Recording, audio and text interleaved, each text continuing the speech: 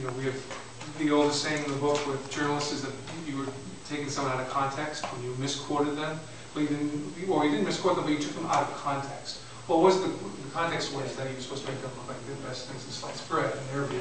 Usually it's just they don't understand that they really did say that. It really wasn't the context, and they really are an ass. but they don't like to face up to that fact. So numbers are the same way. But and sometimes people take it as task because you may have taken some numbers out of context. They may not say that, but that's essentially what they mean. And so my goal also today is to make sure that you handle numbers with more care. As much as I know that you do care, and as reporters we all strive for accuracy, sometimes we fall short through just human condition. Yes. Have you ever made a mistake doing numbers while doing like a report, or when you got published, but the mistake was a number? Yeah, oh yeah, absolutely. You know, if you've been reporting for more than 2 days, in my case, all along the way, you know, and I'll try to think of some examples as we go. I should have some of those at the top of my head. For some reason I've repressed them, but here's one non-numerical mistake. I talked to a high school student, and his name was Dustin something. I can't remember the last name. You'll know why in a second. And when it came time to write the story, I must have been thinking about Rain Man, because I said Dustin Hoffman.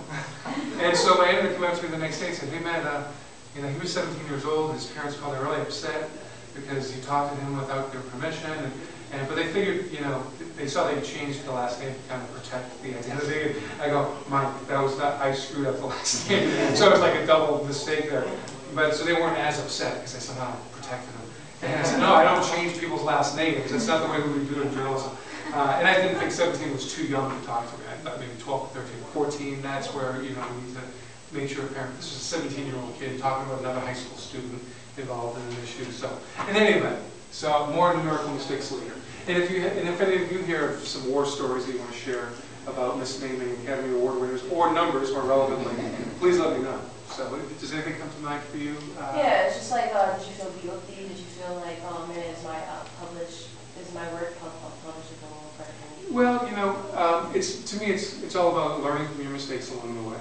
And so to not be so hard on yourself. As long as you made an earnest effort, you know, it wasn't a willful mistake, it wasn't, you know, sometimes it's because the source that we got it from was flawed, and we just didn't sniff that out. And that's another thing, is to be able to ferret out people that just don't know what they're talking about. And therefore, because so often corrections and clarifications are because we put too much weight and too much trust in someone that didn't know. And maybe they didn't know because they had a source that was bad, and you trace it back. And so it's always the